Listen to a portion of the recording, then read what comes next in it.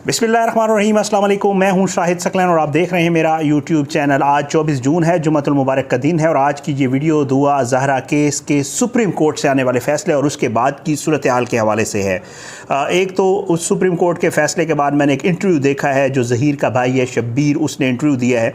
उसने ज़हीर का जो पुलिस को बयान था वो बयान जो अदालत में पेश किया गया था उस बयान से थोड़ी मुख्तलिफ़ बातें की, एक नई स्टोरी सुनाई है जो हमेशा से सुनाता है और जब भी वो इंटरव्यू देता है थोड़ी सी उसमें डिफरेंट चीज़ें होती हैं। तो बहरहाल एक तो उस इंटरव्यू का थोड़ा सा मैं पोस्टमार्टम करूँगा, कुछ चीज़ें ऐसी हैं जिनमें तज़ादात हैं जो ज़हीर का बयान है और जो शब्बीर का बयान है इस इंटरव्यू में। एक तो इस हवाले से बात करेंगे और दूसरा, बिलाल कुतुब साहब मशहूर स्कॉलर हैं, आप जानते हैं, अपना एक शो भी करते हैं, मुख्तलिफ़ इश्यूज़ के ऊपर बात करते हैं, बहुत ज़बरदस्त आदमी हैं। उन्होंने बड़ी हैरान कुन बात की है, हमारे दोस्त ने इंटरव्यू किया उनका, वो आपको बताऊंगा। एक तो उन्होंने कहा है कि जी ज़हीर का ख़ानदान मुझे हल्का लगा है। क्यों कहा है, ये बहुत बड़ी बात है। एक तो उन्होंने उसकी रीज़न बताई है क्यों ऐसे कहा है, और दूसरा उन्होंने जो है जो ज़हीर और दुआ का आपस में रिश्ता है इसके हवाले से बड़ी अजीब व गरीब पेशन गोई की है। उस पेशन गोई के हवाले से बिल्कुल वाज़े नज़र तो आ रहा है, लेकिन मेरी दुआ है ऐसा ना हो, क्योंकि ज़ाहिर है उन्होंने जो पेशन गोई की है वो आपको बताऊंगा कि आगे आने वाले 6-7 महीनों में क्या होने वाला है। ये जो सारी चीज़ें हैं ये आज की वीडियो में आपके सामने रखूंगा। सबसे पहले शब्बीर के इंटरव्यू के हवाले से बात करते हैं। एक यूट्यूबर ने इंटरव्यू किया है, शब्बीर ने ताज़ा तरीन इंटरव्यू दिया है। आप ये देख भी चुके होंगे, नहीं देख चुके तो उसमें बहुत सारी बातें थी, लेकिन उनमें से चंद बातें जो मैं आपके सामने रखूँगा और उनके हवाले से फिर बताऊँगा भी सही के। सबसे पहला, कराची से लाहौर कैसे आई, ये उससे सवाल किया गया। शब्बीर ने कहा कि हम में से किसी को पता नहीं था, बच्ची और बच्चे के आपस में जो है मामला तय थे और इन्होंने आपस में बात की हुई थी। इनके आपस में पहले मुलाकात हुई और ये दोनों कोर्ट गए और जो है उधर से हमें पता चला, मुझे कॉल आई और फिर उसके बाद जो स्टोरी खुरम राय खुरम ने भी सुनाई थी, जो वकील है उसने भी सुनाई थी। अब शब्बीर जो है उसने ये कहा कि जी एक तो किसी को पता नहीं था, यहाँ पे तजाद है वो इसलिए कि ज़हीर ने जो पुलिस को बयान दिया था उसने कहा था जी मुझे पता था कि जो दुआ जो है वो 16 अप्रैल को घर से रवाना हो रही है। ये ज़हीर ने पुलिस बयान में कहा, मैं नहीं कह रहा हूँ, ठीक है। जो पुलिस को बाकायदा कोर्ट के सामने जो पुलिस ने वहाँ पेश किया था उस बयान में ये था कि जी मुझे पता था कि दुआ अपने घर से आ रही है और टायर्ड अप था, मतलब ये चीज़ें हमारी आपस में डिसाइड हो चुकी थी, मेरी और दुआ की आपस में। दूसरा, आपको ये फील होगा जिस दिन से ये मामला हुआ है उस दिन से जितनी भी बात ये लोग कर रहे हैं या इनके जो हामी यूट्यूबर्स हैं वो जितनी भी बात कर रहे हैं वो सारा मामला दुआ के मुंह में डाल रहे हैं और दुआ भी हैरान कुन तौर पे, ज़ाहिर बात है वो फिर जब इंटरव्यू वगैरह कुछ देती है तो वो बातें यही करती भी है। ये सारी जो बातें करते हैं उसके फैमिली के हवाले से, उसके माँ बाप के हवाले से, उसके कराची आने के हवाले से टोटली जो ज़िम्मेदार ठहरा रहे हैं आज तक वो दुआ को ही ठहरा रहे हैं। कभी भी इन्होंने ये नहीं कहा कि इसमें ज़हीर का कसूर था। ये सबसे बड़ी जो हम बात करते हैं ना वो यही है कि जी आप उधर तो सारा कुछ कर रहे हैं, उधर अली काज़मी भी गलत आदमी है, दुआ ने खुद किया है, उनकी माँ भी, अली काज़मी की जो बीवी है वो भी ठीक नहीं है और उसके अलावा उसके भाई भी ठीक नहीं हैं, उसकी भाभियाँ भी ठीक नहीं हैं, सारी फैमिली। लेकिन इधर जो है ये सारे तूत के धुले हैं, बहुत ज़बरदस्त लोग हैं और बच्ची आ गई दुआ और फिर इन्होंने उसकी हिफाजत के लिए सारा कुछ किया। इस इंटरव्यू में ये भी किया। बहरहाल ये मेरी सबसे बड़ी जो इख्तलाफ है वो इस चीज़ के ऊपर है। दूसरा जो है कहता है कि जी दोनों कोर्ट गए, लड़की ने, अच्छा, फिर कहता है कि जी आपको पता है लड़की तो खुद आ गई, उसने सर्च किया हुआ था टेबलेट के ऊपर। ये कह रहा है कि जी गूगल मैप भी उसने सर्च किया हुआ था, लाहौर से कराची का कितना डिस्टेंस है, कितना टाइम लगेगा, साथ में जी कि कोर्ट मैरिज कैसे होती है। भाई ये बातें तो सारी पहले पता चल चुकी हैं, लेकिन लड़की का जो आना है कराची से वो अब तक इन्वेस्टिगेट नहीं हुआ और हमें यकीन है कि लड़की अकेली खुद नहीं आई है।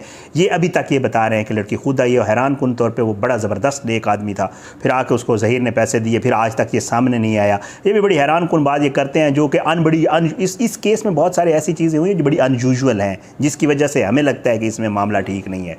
बहुत सारी अनयूजुअल चीज़ें हुई हैं जो इस दुनिया में नहीं होती हैं। उन अनयूजुअल थिंग्स में से एक चीज़ ये भी थी जो एक टैक्सी वाला लेके आया था। बहरहाल आगे चल के फरमाते हैं कि जी बात हुई इनकी आपस में, शादी का फ़ैसला हुआ और फिर ये वकील के पास गया और वहाँ से मुझे कॉल आई और मैं शॉक हो गया। मैं बड़ा हैरान हुआ कि ये कैसे हो गया।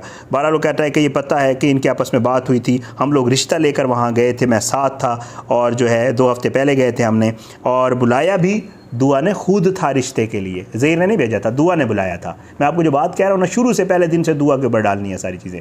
दुआ ने कहा था वो मेरा रिश्ता मांगो, फिर हम गए, लेकिन दुआ ने फिर रास्ते में सखर से कॉल की कि जी माता है, मेरे वालिदैन नहीं मान रहे और फिर हमने चचा के घर चले गए।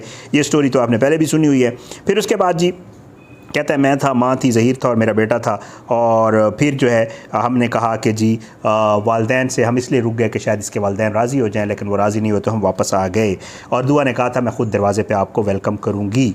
अच्छा, अब जब दुआ यहाँ आ जाती है तो इसके हवाले से इसने बातें की। कहता है कि जी बच्ची को हमने वापस जाने का जो है कहा, मेरी माँ ने उसके सामने हाथ बांधे, हमें पता था ये दुरुस्त तरीका नहीं है, मैं नहीं चाहता कि मेरी बेटी या किसी और की बेटी ऐसा करे। तो भाई जिसकी बेटी करके जिनकी आई थी उसके साथ आपने क्या किया? मेरी वालदा ने उसे समझाने की कोशिश की, मैंने उसकी तस्वीर देखी हुई थी, कहता है दुआ की, और मुझे नहीं पता, मैं नहीं मिला हुआ था, तस्वीर ज़रूर देखी थी, ज़हीर ने मुझे दिखा चुकी थी। अच्छा, फिर वो कहता है कि जी दुआ ने कहा कि मुझे यहीं कत्ल कर दें, मैं वापस नहीं जाऊँगी, और रो रो कर उसने अपना बुरा हाल कर दिया।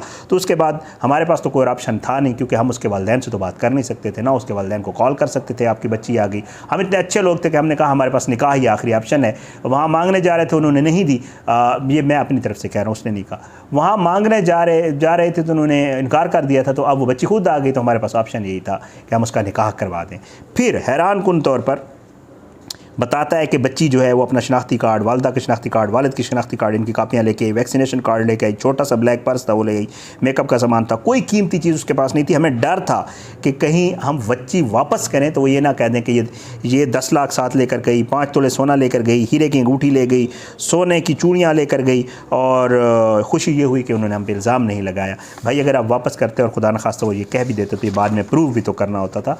केस से डर के आपने बच्ची का निकाह कर दिया, लेकिन उस बात को फिर सच्चा साबित करने के लिए आप सारी बातें कर रहे हैं। फिर वो कहता है कि ज़हीर ने फजर के वक्त सैयद मेहदी अली काज़मी को 4 से 5 बार रब्ता करने की कोशिश की इंस्टाग्राम के ऊपर, और व्हाट्सएप कॉल भी की, लेकिन मेहदी काज़मी जो है वो ना व्हाट्सएप कॉल ले रहे थे, ना उन्होंने जो है इंस्टाग्राम पे कोई, वो तो भाग रहे थे, दौड़ रहे थे, कह रहे थे बच्ची हमारी गायब हो गई है। हैरान कुन तौर पर ऐसे वालिदैन जिनको ये पता था कि उनकी बच्ची चली गई, फिर भी वो थाने इधर उधर जा रहे थे और FIR नामालूम अफराद के ख़िलाफ़ करवा रहे थे। किसी मालूम अफराद के ख़िलाफ़ उन्होंने क्यों नहीं करवाई थी?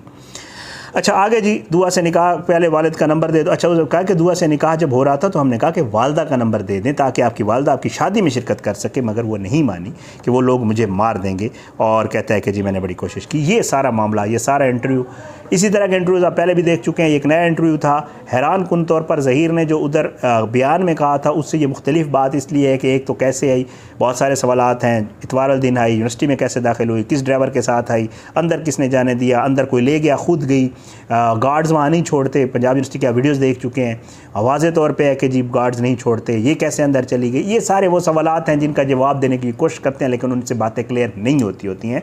और ये क्वेश्चंस जब तक इन्वेस्टिगेट नहीं होंगे ये केस ऐसे ही रहेगा, और इसका इन्वेस्टिगेट होना चाहिए। पहले दिन से हमारा ये मौका है ताकि सच झूठ सामने आ जाए, पता चल जाए कि ये मामला क्या है। बहरहाल जी अब मैं आता हूँ, हमारे दोस्त हैं फ़रूख वड़ाइच साहब, अच्छा अपना उनका अपना चैनल भी हो कि और जगह पे उन्होंने जो है बिलाल कुतुब साहब का इंटरव्यू किया। बिलाल कुतुब साहब ने 2 बातें, उसने बड़ी बातें की बिलाल कुतुब साहब ने, लेकिन 2 बातें बड़ी चौंका देने वाली थी। बिलाल कुतुब साहब बहुत, आप जानते हैं क्या हैं, कौन है वो जी।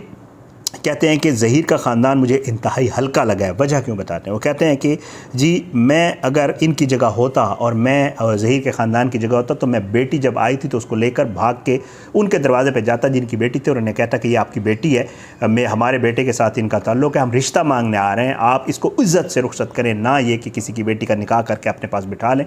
और फिर उसके बाद उसको इंटरव्यूज़ भी करवाएँ, माँ बाप के ख़िलाफ़ नफ़रत वाले बयानात भी दिलवाएँ और सारी चीज़ें करते रहें।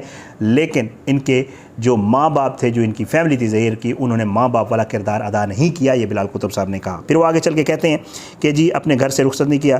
फिर वो अल्लाह रहम करे, एक और जो ज़हरी बात है, उन्होंने कहा कि जी पूछा गया उनसे कि जी आपको ज़ुआ और ज़हीर का क्या लगता है, तो उन्होंने कहा ये 5-6 महीने का खेल है, 5-6 महीने के बाद जब इनके सर से जोश और जवानी का भूत उतरेगा तो फिर सिनेरियो उलट जाएगा। फिर उनसे एक्सप्लेनेशन मांगी गई तो उन्होंने कहा ये तो नविश्ते दीवार है कि ये लोग एक दूसरे के साथ नहीं रह सकेंगे। वो कहते हैं कि जी मैं इनको कहता हूँ कि जी ये बेशक बाहर चले जाएं मुल्क से और वहाँ पे रहें, क्योंकि ये 5-6 महीने बाद जब ये प्रैक्टिकल लाइफ शुरू हो गई, ये सारी चीज़ें इधर उधर हो जाएंगी, तो फिर उसके बाद ये हालात और वाक़यात ऐसे हो जाएंगे इन दोनों के आपस में कि एक दूसरे के साथ नहीं रह सकेंगे और फिर एक दूसरे को बर्दाश्त करना इनके लिए मुश्किल हो जाएगा। फिर वो कहते हैं कि अगर ये बाहर चले भी गए तो बाहर जाके भी इन्होंने कुछ अरसे के बाद इनका सारा मामला ख़राब होना है, तो फिर ज़हीर ने किसी स्टोर पे या ज़हीर ने टैक्सी चलानी है और लड़की ने किसी स्टोर पर काम करना है। ये सारी बातें बिलाल कुतुब साहब ने कही हैं। बहरहाल ये वो चीज़ें थी। मैंने जो शुरू में कहा था ना कि मैं कहता हूँ अल्लाह करे ऐसा ना, वो इसलिए कहा था कि ज़ाहिर बात है बेटी है वो, और कोई भी शख्स जिसकी थोड़ी सी भी अंदर एहसास होगा ना, वो नहीं चाहेगा कि किसी की बेटी का घर ख़राब, किसी की बेटी के साथ ये हो, खुदा न खास्ता। बहरहाल जी, अपनी दुआ में याद रखा करें, अल्लाह पाकिस्तान कामी नासिर के खिलाफ साजिशें करने वालों को नेस्तो नाबूद करे, अल्लाह ज़ालिमों को इबरत का निशान बनाए, मज़लूम को इंसाफ मिले। अगली वीडियो तक इजाज़त दें, कोशिश होगी अगली वीडियो में मज़ीद किसी चीज़ के साथ आपकी खिदमत में हाज़िर होंगे। पाकिस्तान जिंदाबाद, अल्लाह हाफ़िज़।